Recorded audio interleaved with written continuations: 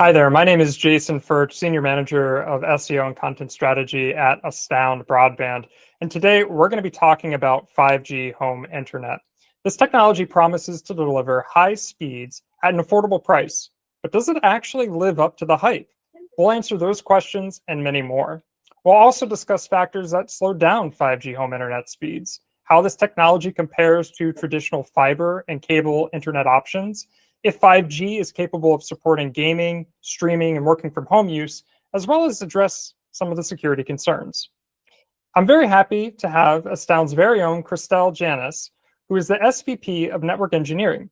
Christelle has had an impressive background in networking spanning over 30 years. She has come to Astound with an AS degree in telecommunication engineering and electrical engineering. In addition, she has a BS in psychology. Her career has ranged from a transport engineer, installation supervisor, manager of engineer, director, VP, and lastly, SVP of engineering. Just a quick 60, 90-second elevator pitch. Can you tell our audience a little bit in your own words of who you are and what you do at Astound? Sure. As you mentioned, I'm the Senior Vice President of Network Engineering. I have responsibilities that span from the East Coast to the West Coast, and they include voice network engineering, GIS mapping of our network, optical network engineering, high-speed data network, and facilities. I oversee 6 direct reports who manage a total of 75 employees. And our team is responsible for keeping up with the latest technologies, managing vendors, designing and upgrading networks, and overall taking care of our customers. I want to jump into the first topic here, or the first question here, and really kind of talk about 5G home internet. It's also known as fixed wireless access, and it's a bit of a newer offering that surfaced sometime in 2022. It's estimated that there will be 72 million 5G home internet connections by 2026, and that 5G home internet could account for up to 21% of all connections by 2030. So it's rapidly growing and developing technology. My first question really is, what is 5G home internet, and what do you think is fueling all of this growth? 5G home internet, it's a technology that has evolved from, the wireless cell phone networks. Most people are familiar with a 4G LTE technology from their cell phones. Well, 5G is the next step of this. It uses a higher frequency radio waves, and it allows multiple data streams to be transmitted and received simultaneously. So if you think about how the cellular usage has grown and morphed over the years, where the average customer is now consuming more data than calling on the telephone, right? Their habits have changed, consumer habits have changed greatly. So this has kind of spurred the large cellular companies to make vast investments in this new 5G technology to expand their coverage to include home broadband services. And basically, they want a piece of the broadband market. They've been serving the cellular community for years, and they want that chunk of the pie. Out of the gate, what, in your opinion, is one of the biggest disadvantages of 5G home internet as it stands today? One of the largest disadvantages is the speed of the network. So the access portion of this network is wireless from the small cell location to your house. And that piece of it is a shared network. So that, coupled with the limitations on the spectrum and the technology side, the maximum download speeds that any one user can get averages around, anywhere from 50 to 300 megabits. Whereas in the connected fiber world, we could get speeds of a gigabit or more.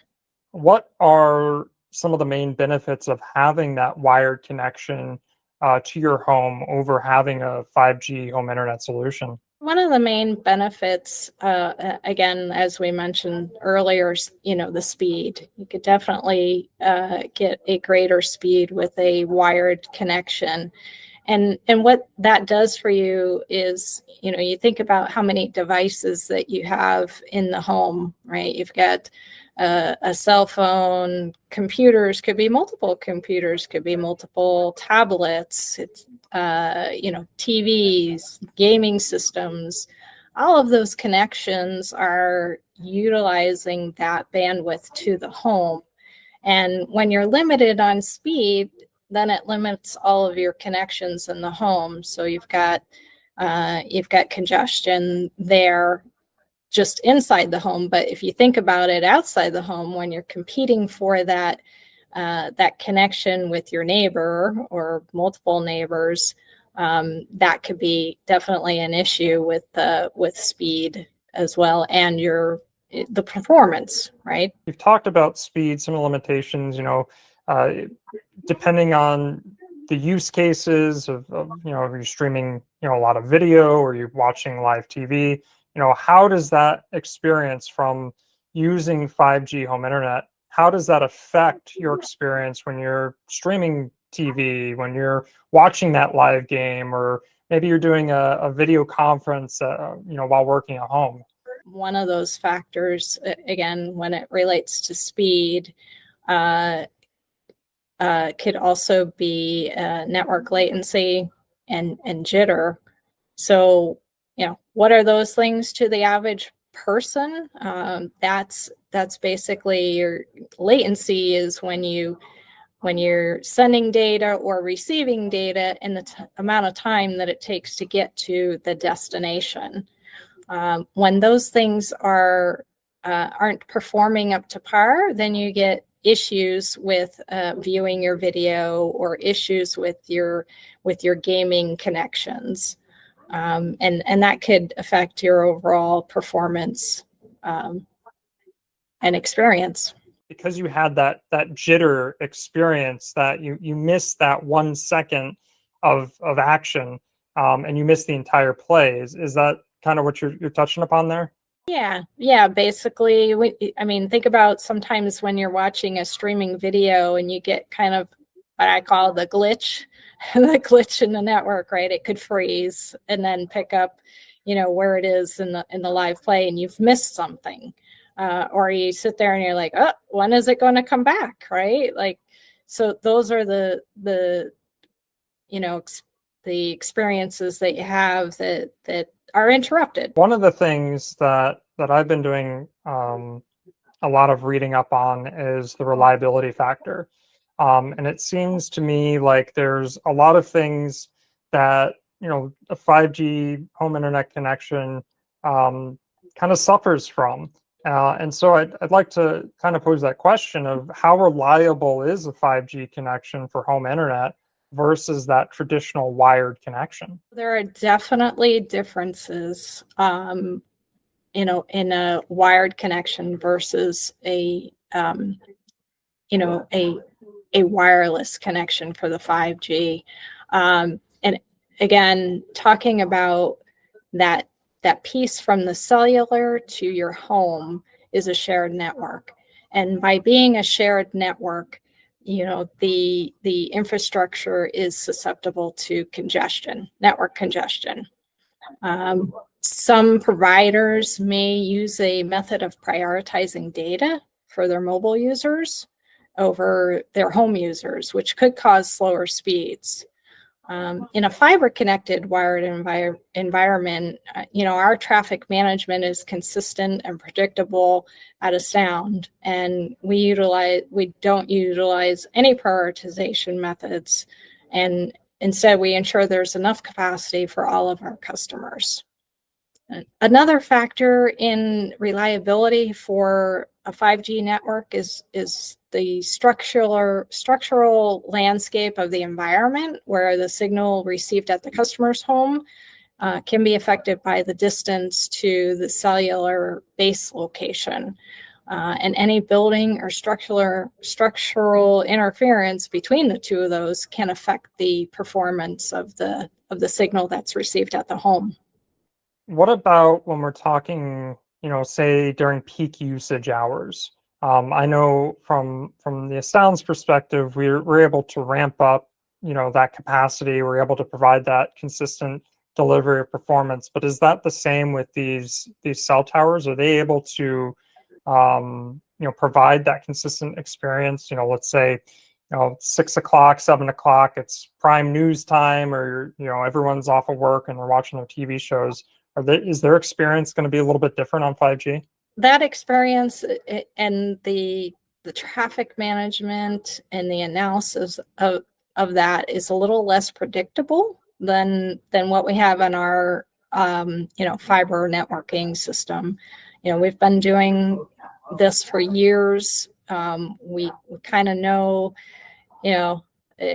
back in the phone days, it used to be called the Mother's Day syndrome, where everyone was calling their mother on Mother's Day, and you had an influx of calls on the network, so you had to design around that. Well, in a 5G network, it's a little less predictable than that type of consistent traffic, because you've got people going in and out of that service area with mobile and your broadband home broadband network.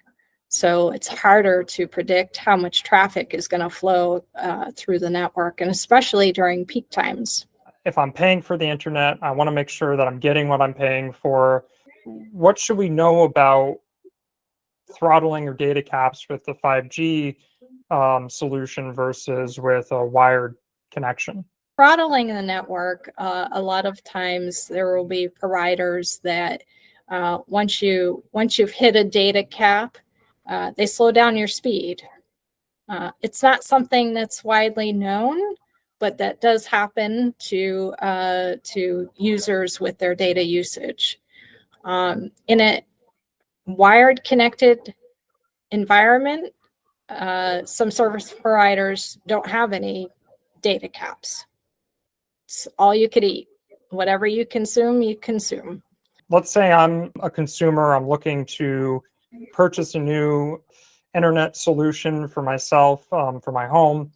What are some of the key things that you should really be aware of when considering purchasing 5G home internet versus a wired connection? One of the things you should consider is that, a lot of mobile providers are still building out their network. And while you may be looking for 5G, a provider may only have a 4G network until their infrastructure is built out, because it's a new technology, it's evolving, and there's a lot of structure that has to be placed out in the environment. There's cell towers, and there's connections that have to go back to their data centers. So that's one thing to be aware of. The next thing you should be aware of is how you use your internet. What do you do on a daily basis? Do you stream video? Are you gaming? Are you working from home? How many other people are in your house? And what do they do with the internet? And how much bandwidth do they consume? So you need to consider that, because you're not going to get, the higher speeds like you would with a fiber provider. Thank you so much. Before we wrap up here, is there any final thoughts that you want to provide for our audience today? Being in the technology world, I've always noticed that any type of wireless or Wi-Fi even always lags in speed and efficiency than the wired connections. So it's something to consider. Not that it won't work. It's really, like I mentioned before, you need to consider the various factors before you make your decision to go with 5G or a wired home. Well, Christelle, thank you so much for your time. This has been a lot of really great information. I really appreciate it.